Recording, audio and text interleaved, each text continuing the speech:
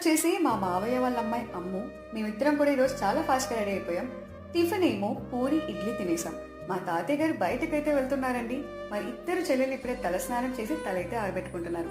మా అమ్మగారిని ఒక్కసారి ఫేస్ చూపించమ్మా అంటే పక్కెళ్ళి ఆడుకోమ్మా అని చెప్పారు. నేను మా చిన్న తమ్ముడు, నాకు చాలా ఇష్టం అండి. ఈ రోజు అన్ని కూడా వెజిటేబుల్ కర్రీసే. పొటాటో కర్రీ, పప్పు చారు ఉండారు. ప్రతి ఒక్క ఇంట్లోనే కూడా ఇలా రెడీ చేసే వాళ్ళు ఒక్కళ్ళైనా ఉంటారు. తిను మా పెద్ద పిన్ని స్వర్ణలత, తిను మా చిన్న పిన్ని సుశీల. నాకు మా పిన్నులంటే చాలా ఇష్టమండి. మా వీధి ద్వారా దేవుడు ఊరేగింపు అయితే జరిగిందండి. పైకి వెళ్లి ప్లేట్ తీసుకొచ్చే లోపలే బండి వెళ్ళిపోయింది.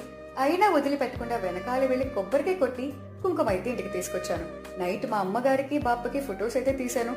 అవే చూసుకుంటూ మురిసిపోతున్నారు పాపం. పక్క స్ట్రీట్ లోనే వెంకటేశ్వర స్వామి గారి ఆలయం అయితే ఉండిద్దండి.